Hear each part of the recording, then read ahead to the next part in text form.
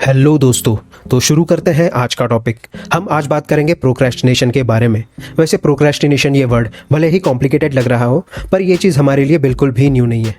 बच्चों से लेकर बुजुर्गों तक हर कोई इंसान प्रोक्रेस्टिनेशन करता है। कुछ लोग थोड़ा करते हैं, कुछ लोगों को तो उसकी आदत ही रहती है, और प्रोक्रेस्टिनेशन की आदत तो बिल्कुल भी अच्छी नहीं। तो सबसे पहले प्रोक्रेस्टिनेशन वर्ड को समझते हैं। ये वर्ड लैटिन वर्ड प्रोक्रेस्टिनस से ओरिजिनेट हुआ है। प्रो यानी फॉरवर्ड और क्रेस्टिनस यानी टुमारो।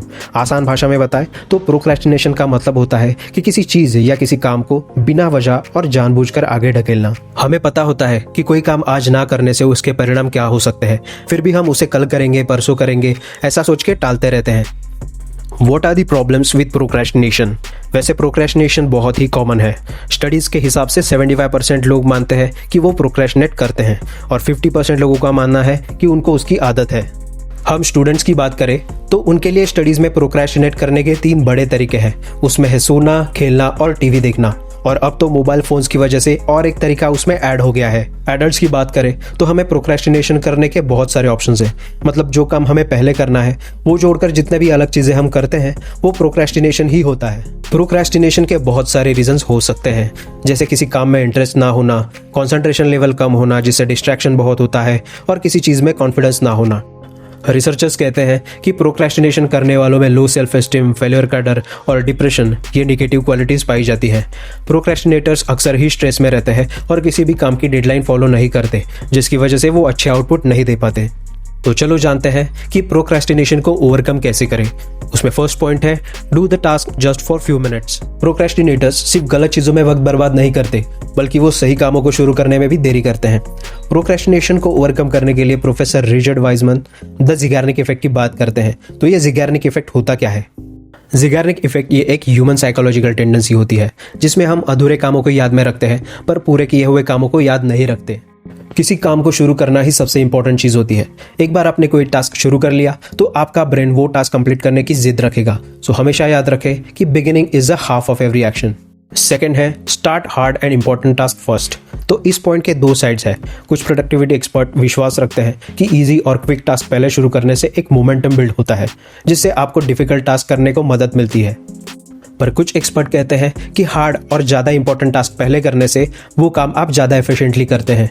जो लोग हार्ड टास्क पहले करते हैं वो लोग ज़्यादा प्रोडक्टिव और अपने लाइफ में बहुत कुछ अचीव कर पाते हैं।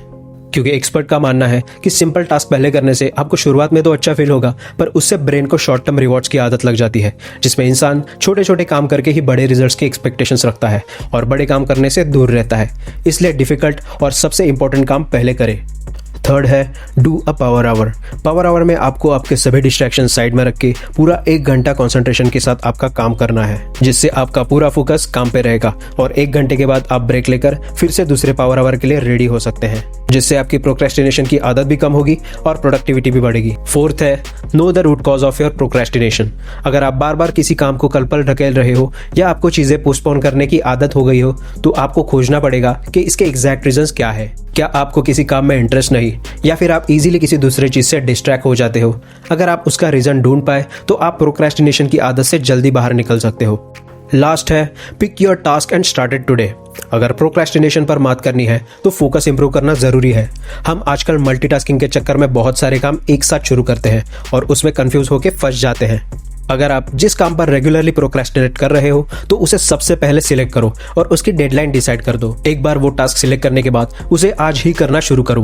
आपके पास वो काम करने के लिए बहुत सारा टाइम है, ये सोचकर कल पर मत डालो। हिंदी में वो कहावत है ना, कल करे सो आज और आज करे सो अभी। तो आपका भी कोई सबसे इंपॉर्टेंट काम बहुत दिनों से आपने शुरू नहीं किया हो तो आज ही उसे शुरू करिए और विदाउट प्रोक्रेस्टिनेशन पूरी मेहनत के साथ उसे पूरा भी कीजिए। तो आज के लिए बस इतना ही। वीडियो अच्छी लगी हो तो लाइक ज़रूर करें और चैनल को सब्सक्राइब करना ना भूलें। तो मिलते हैं नेक्स्ट वीडियो में, तब तक के लिए thank you and take care.